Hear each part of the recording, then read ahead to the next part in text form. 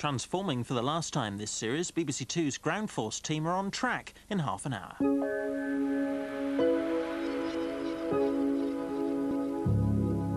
A different band now as BBC Two opens up Auntie's Radio.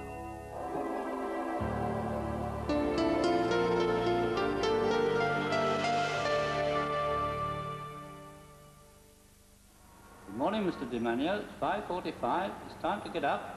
Good morning, Mrs. Barnes. Well, the weather's late this morning. Mrs. Caudley, who keeps stopping up that sink? Somebody dropped their flat then. Good morning, Mr. Greenstade.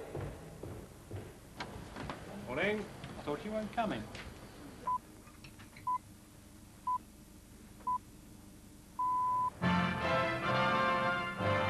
Tim, 3 minutes of summary, no difficult words.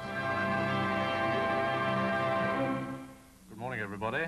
It's 6:30 and the BBC Light programme's beginning another day's broadcasting. Today's newsreader is Peter Donaldson. The Prime Minister has welcomed last night's step forward in the search for peace in Northern Ireland. The British and Irish governments and most of the parties involved...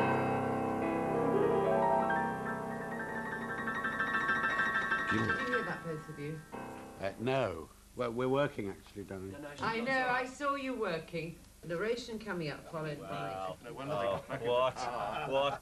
I do like New Labour, don't you? And later this evening, Patrick Wright introduces Nightwaves, including a review of the Chichester production of Electra, starring Zoe Wanamaker. It's the new version of Sophocles' play... I come to Broadcasting House to present Nightwaves about twice a month, and each time I'm mulling over the themes of that evening's programme. This morning, the Greek tragedy Electra, a bloody tale of a house divided, is competing in my mind with the less bloody story of Broadcasting House, the home of BBC Radio for over 60 years. Approached along Regent Street in London's West End, Broadcasting House has a wonderful way of hoving into view from behind All Souls Church, like an unexpected ocean liner. In London, the big event architecturally of the 20s was the rebuilding of Regent Street, replacing the Regency stucco buildings of John Nash, which people objected to enormously, but Portland stone had become really the material for building in London. And Broadcasting House, standing at the end of that street, is the kind of Portland stone finale to this actually rather dreary sort of parade that was put up. As headquarters of the BBC, this building also seems to stand out against today's global media circus. With its relief sculptures by Eric Gill and its Latin inscription in the hall, Broadcasting House is the creation of a more paternalistic age, which had no qualms about dedicating it to high and uplifting values like truth, reason, and the public interest. Say, Stan. Yes? The most marvellous thing happened this morning. It's a letter from a listener who is perfectly satisfied with the radio programme. Good. Really? Isn't that marvellous? I'd love his autograph. The truth is, I don't actually have to come this way. I don't really work in this building. I walk all the way through it to the annex beyond. But I like that entrance hall, and I also quite like these lifts, which were apparently, believe it or not, once the fastest in London.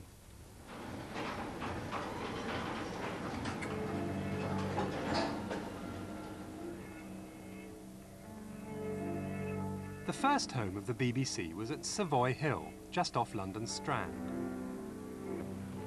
Hello, control room. This is transmission studio number 3. Signal me when you are ready for testing, please. It was here in the 1920s, with an expanding future already in sight for the wireless, that John Reith, the BBC's first Director General, and his colleagues laid plans for a new headquarters. The chosen site at Langham Place was previously occupied by a Nash building called Foley House. The architect, a certain Lieutenant Colonel Val Meyer, wasn't actually chosen by the BBC. He came with the site. No great name, Meyer nevertheless came up with an ingenious plan for combining studios and offices in a building that was also defined by the curious shape of its plot.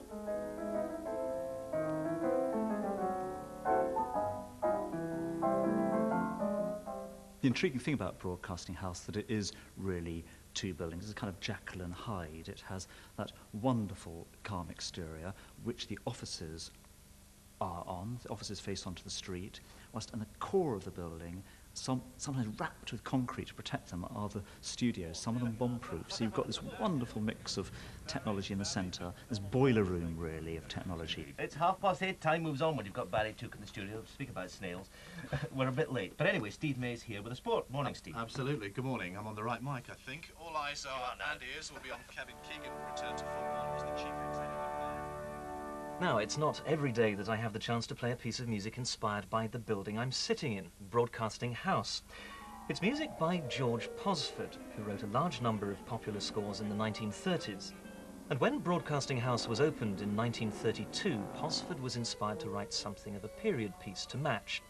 Here it is, played by the BBC Concert Orchestra, Broadcasting House.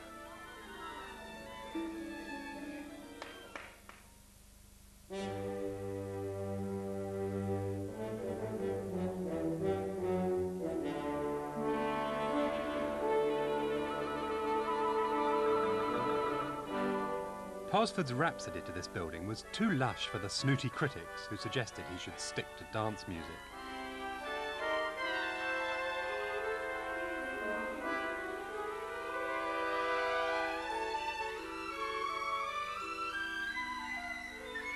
George Orwell, who worked here in the 40s, came up with a less sentimental tribute in his novel, 1984. He took the song of the BBC cleaning ladies and the lingering smell of cabbage in the corridors to build his picture of a totalitarian ministry of truth. The idea that Big Brother works through the state seems rather quaint in this age of Bill Gates and Rupert Murdoch.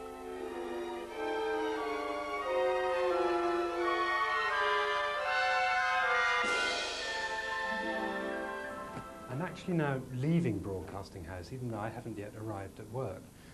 Behind me is the old original building with the curves and the curious shapes and the rooms that are more like nooks and crannies than ordinary offices. Ahead, the additions, the land of the rectangle and the square. So what we know about Frank McGuinness is that he's a medievalist as well as... While the bulk of radio output is now produced in the annexes and additions that have sprung up around Broadcasting House, the original studios are far from silent.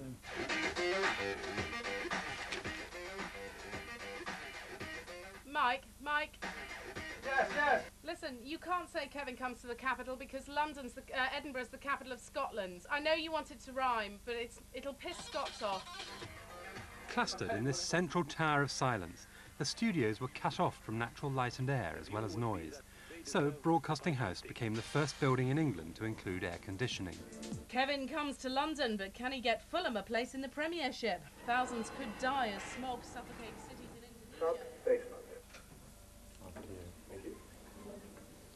So here we are. These are the bowels of the building, I guess. Yeah, this is the sub-basement. You're 3 floors below ground level now. Meanwhile, what this really is all about is air conditioning, I guess. Air conditioning in 1932 was a relatively new art, and this is one of the early examples of it. Right. Still running after all that time. So these are the original plans of Valmeyer. This is the basement area. Basement level. The design was very elegant. It takes great advantage of the shape of the site and wraps the offices and the relatively quiet areas round outside the studios that you wanted to keep very quiet. Here are the studio calls flashing up on the indicator. Through soundproof doors and doors and doors again, you come to an inside core of the building, isolated from all the rest, where the makers of the noises practice to make them good noises. Whatever the technical innovations, it was the design and look of the interiors of Broadcasting House that really got people excited. It's hard to believe this nowadays, since very little of the BBC's rare plunge into modernism actually survives. Okay, darling? Yes, I dare say you're right. And so you agree that this stain upon the blood is... the blade is... Just put it away, will you? Useless. It was a lovely rehearsal. This may be a typical studio today, but this is how they looked when the building first opened. Okay. How's this for... The original studios were works of art in their own right, thanks to a team of young designers who were apparently encouraged to experiment with modern materials and styles. They were led by Raymond McGrath, an Australian who got the commission with only one rather eccentric job to his name. McGrath kind of burst like a firework on the British architectural scene a year or two before with an extraordinary project in Cambridge, a house called Fenella, where he did the interiors for a don called Mansfield Forbes. And thousands of people went to see this house. It was a complete sensation.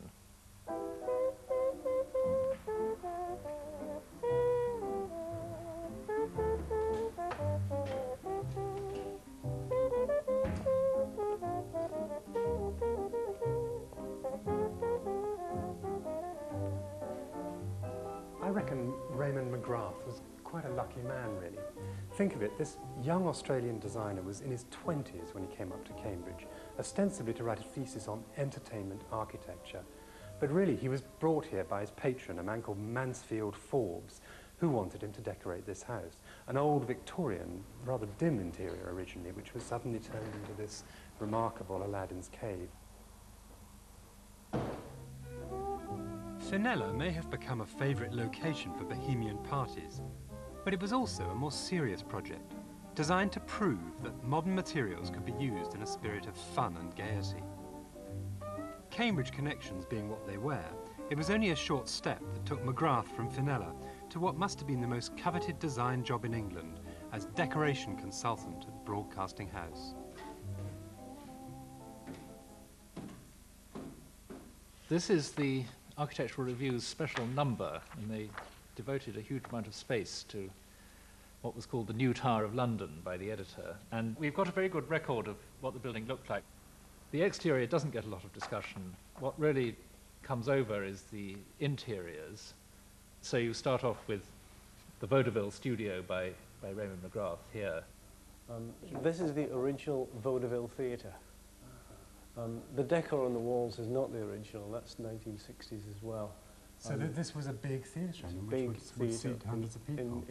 It seated, I think, about 100 people. Undeterred by the fact that the radio audience could not see into the studios, McGrath and his team set out to create interiors suitable to the different kinds of programme that will be made in them. It wants a lot more pep here, Mr. Sharman. I think it certainly wants something. Yeah, it's very bright now. Lift it right up. I think this is a bit... So the Vaudeville studio had the look of a jazz-age nightclub, appropriate for acts like The Dancing Daughters. You know, something like that. Religious broadcasts would emanate from a mock chapel with an altar over which a cross could be projected electronically.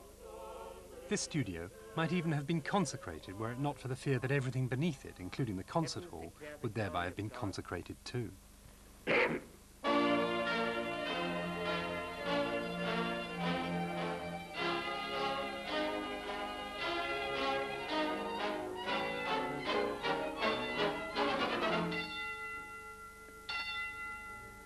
In May 1932, BBC staff moved reluctantly from Savoy Hill to their new building, considered to be on the wrong side of Oxford Street. With Gills, Prospero and Ariel not yet in place, Broadcasting House went into action. National programme from London. Now you're going to hear the first performance of the new BBC Dance Orchestra, directed by Henry Hall. It's just the time for dancing. Tomorrow is today. This is Admiral Carpendale's address to the staff at the meeting on May the 3rd, 1932, in the concert hall. I want you to realise from the start how this building lies, i.e. north and south, with Portland Place to the west and Langham Street to the east. If it amuses you to look upon it as a ship, as it has been described in the press, the stern of the ship is towards the entrance hall. I still find it quite thrilling to walk into Broadcasting House. You know, this great sort of silent great ship beached on Regent Street. Yeah, I mean, it's prow looking at. It is a great place, and I don't think you can come in here without feeling that it puts obligations on you. Yes. Radio 4, it's 5 to 2 and time for the shipping forecast issued by the Meteorological Office. Rising slowly. Sandetti light vessel automatic, northeast 2 miles, 1,023 steady. Greenwich light vessel automatic, southeast by east 2 miles, 1,023 falling slowly. Jersey, south. 12 floors, 350 offices, 700 people in this big house a voice built. Morning. Bag of complaints for you. That's the lot? No. 5 more to come. 2,000 of you write every day, praising, blaming, inquiring. And here are the girls who sort your letters so that Sir John Reith isn't bothered with an audition request from a coloratura in Bristol. Mr. Reith, was he Lord Reith? I don't think he was Lord in those days. I think it was just Mr. Reith. Mr. Reith or Sir John. Anyhow, John Reith, put it that way. Used to be on the 3rd floor, and us boys used to go up there. But whenever we saw him, we were also scared. But round about 9:05 of a morning, there was always one lift man standing there waiting. Nobody could get in the lift. They're waiting for his car to pull up outside. A commissioner or somebody would give the one inside the nod. He would give the liftman the nod and straight up to the floor. Then after that, you could use them. Well, now, with respect to this building, as Admiral Carpenter has indicated to you, there may be some things, there may be many things about it, with respect to which you are disappointed, and with respect to which you may be suffering some inconvenience. Would you be good enough to bring to the inconveniences a good heart? Reith's words sounded an ominous note, and it wasn't long before the plaudits of the architectural press gave way to a chorus of complaint from programme makers and technicians. This report is dated the 1st of January 1934. That means it's written a year or so after the opening of this building, and it's fairly savage. It's trying to draw lessons from the experience of commissioning, building and moving into Broadcasting House, and it reveals that almost the minute this building was open, it was being found unsatisfactory in very many diverse ways. For example, the studios may have been insulated from the outside world, but that didn't stop noise leaking from one to the next. It was reported that 8B interfered with 8A, and that 3A was plagued by sound from the talk studio. Not enough lighting to read scores by. Doors not wide enough for pianos. So fast was the technology changing that almost every studio required immediate alteration. So the hammers and drills returned, and from my experience, they've never really left. Though you are near or far, that makes no difference to me. What's the number? Today's studios mark the victory of function over design. Let's have it in here. They may work, but they also remind me of the corporate hospitality suite, or even the hospital outpatients clinic. No, I will not. All bar the concert hall. Rubbish.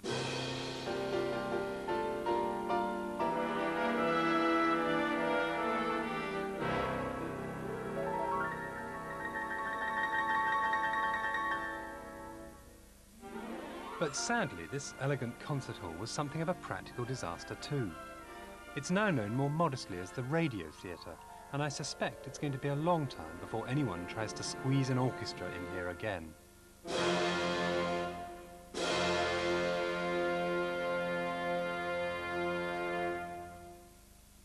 April the 30th, 1929, it says, there was a meeting of the building committee in which the architect stated that the super studio, which is the concert hall, would accommodate an orchestra of 100 persons, and that he would design the stage in such a manner that when the orchestra with chorus was in excess of that number, the stage could be extended to accommodate even more. Effectively what happened was that they started working with this building, and they found to get the best results from an acoustical point of view, the orchestra had to be limited to 30 or 35 players. Now, where does this mistake come from? He says that really, it's the artists, it's these airy-fairy people who wander around making decisions about what they'd like. And he says if there had ever been such an organisation as the Technical Decorations Subcommittee, and if they'd looked at these plans, they would have sorted it out.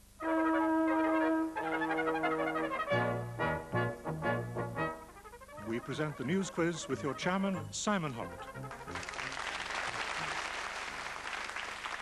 And before we start round one, here's a cutting that was sent in by Brian Copping from Worthing, read by Brian Perkins.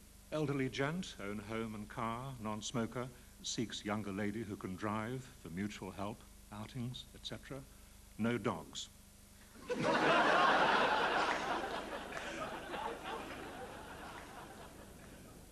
Not surprisingly, the two interiors that do survive uncompromised and in all their glory, the council chamber and the entrance hall, do so because they have nothing to do with the business of recording. I quite like walking around this building, trying to find out quite how to get from A to B. It's really like a labyrinth. This is staircase 6, whatever that means. Floor 7, that's the floor we're on. I know there are 8 floors in this building, but the staircase doesn't go there. There's a lift through there that doesn't go there either. There's something curious about this. I'm always poking around trying to find the way through. Here we come into a place where the atmosphere changes completely. I mean, I think this is wonderful, all this light. So it's a bit of a monkey run up on the higher levels, isn't it? The higher levels are less satisfactory than the lower ones. Why can't you go all the way up? You can't go all the way up because there's a mansard roof which starts around about the 6th floor. Turn round, sorry, very tight there. And then up, I mean, into this place which could be by Rennie Mackintosh. I mean, look at this staircase. The mansard roof was caused by a rights to light problem.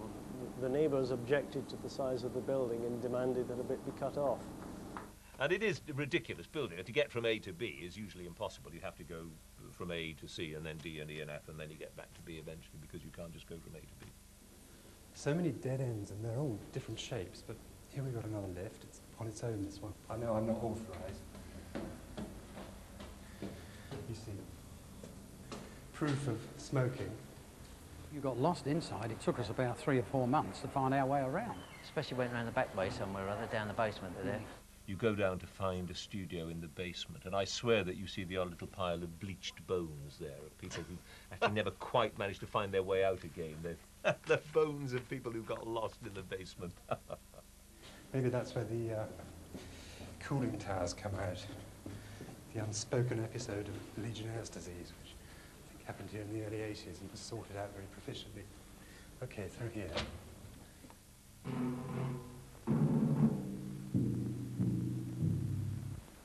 A drum, Macbeth doth come. The weird sisters, hand in hand. If there's one place in the fabric of this dedicated temple of the arts and muses where artistry really does triumph, it's in the work of Eric Gill, the sculptor. What's that figure over there? That's the symbolic figure of the sower.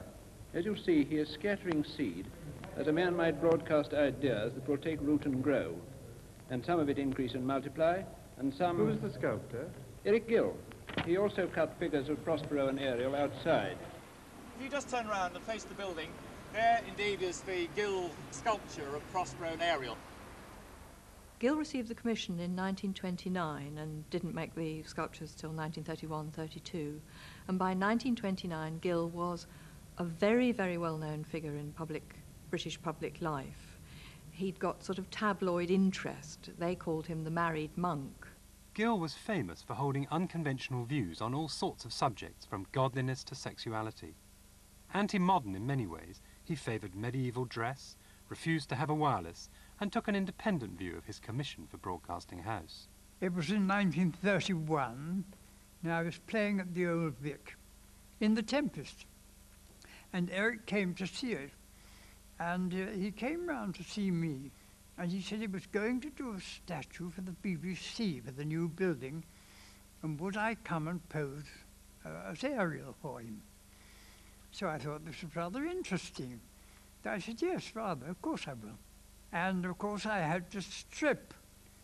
I could strip in those days, I wouldn't bother now, but it was really freezing. And darling Mary Gill, his wife, used to come in with cups of hot Bovril, and that kept me going. The old man looks rather more like an Old Testament prophet to me. Prospero looks very biblical. Well, Gill let it be known in his letters and diaries that although the BBC governors asked for Prospero and Ariel, Gill, being the Catholic religious married monk that he was, has turned it into God the Father and God the Son. But Ariel's upraised hands have got stigmata in them. So it's the child Jesus considering his crucifixion, and God the Father is presenting him to the world. So that's Gill's view. That's why they're standing on the world. Gill carved it in situ on scaffolding in the winter of 1932, and it was very, very cold. It snowed, and he hadn't got his trousers on, so he had quite a hard winter doing it. And also it's known, it's oral history, that under the scaffolding people went up and looked, and they thought that Ariel's genitalia was a little bit too large. When they sculpted the Ariel, finished it, the governors apparently objected. Clive, I'm sorry, you had a question you wanted to ask. He had a curtain round there, the governors, shortly before this was due to be unveiled, thought they'd better have a look. They did not want to unveil something that would offend the public. So they sent one man who had been the headmaster of Winchester School. He was invited to climb up there with Eric Gill. And he clambers up the ladder with a notebook, turns round and came down and said, "In my view, this young man is uncommonly well hung." Well hung. Well hung. Yes, they objected to the size of the penis. And insisted that certain bits had to be chipped off. And Gill had to come back and knock out a couple of inches off it. He had to be reduced by 1.5 inches. Aerials or Prospero? Aerials? Oh, yes. So they were. Yes, it's true. It is true, isn't it? Who said that? Yeah, absolutely. Enid said it's true, just to prove that she's listening to you. Isn't that right? They're not 2 inches off it. 1.5 inches. Yes. All right, then. So, narration coming up, followed by a cue light.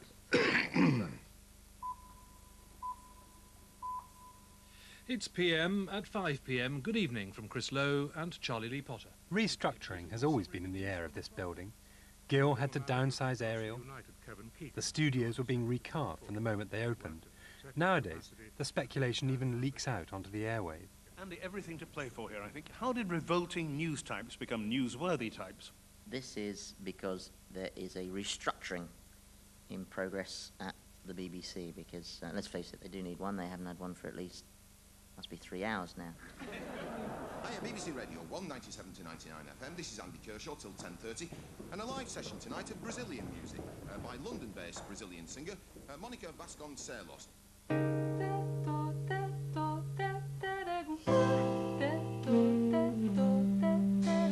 The BBC has just taken steps to restore Broadcasting House as a listed building. But what's it to be used for? People inside spend a lot of time thinking the unthinkable. In all sorts of ways, it doesn't work as a modern building, but it is Broadcasting House, and everybody knows it's Broadcasting House, and they've been broadcasting from here forever. And the idea that ultimately there will be no more broadcasting and it'll be Bureaucracy House instead is very sad. I don't think that can really happen. Well, we'll see. I hope not. This is head office, of course. Not only is it the home of the radio networks, but it's the BBC head office. And I think we'll have head office here for a long time to come. So you think this will be the sort of corporate hospitality, the gentlemen in suits, the command centre? I think it will be the command centre. I think it will be the commissioning centre. And I think it will still generate a lot of radio programmes for a long time to come. É pau, é pedra, é o fim do caminho, é resto de toco, é pouco só. Radio 3, it's 11:15 and time for this evening's Night Waves. At the end of the day, and in a by now almost silent building, it's time to generate my own radio programme. Seems to have made rather less of Electra, the daughter who brings about the murder is holding on to high principles in the way that we often quote the Bible. The sort of chattering North London classes who would go to anything experimental. I still shudder when I recall how English was taught. Now give me a description of the enemies that concern you, because your book is blisteringly... Sabre thrust everywhere. And I get what's this battle, because this is a familiar... Nightwaves will be back next week. We'll have an interview with Norman Mailer on Tuesday and one with Kurt Vonnegut on Thursday. On Wednesday...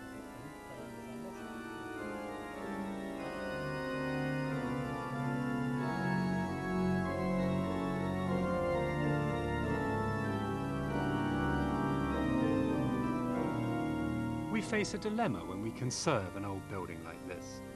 We may set out to save it in the name of history, but the very fact that we do so signifies a much larger break with the past. The BBC as good as owned the airwaves when it moved into Broadcasting House 60 years ago, but the world has changed. The really important question today isn't just about the use of this building.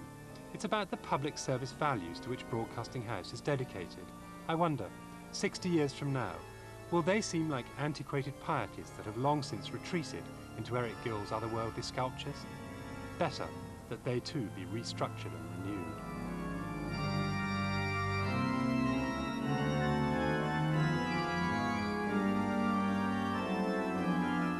Next Friday at 8 here on BBC Two, Richard Holmes steps out for a new series of War Walks.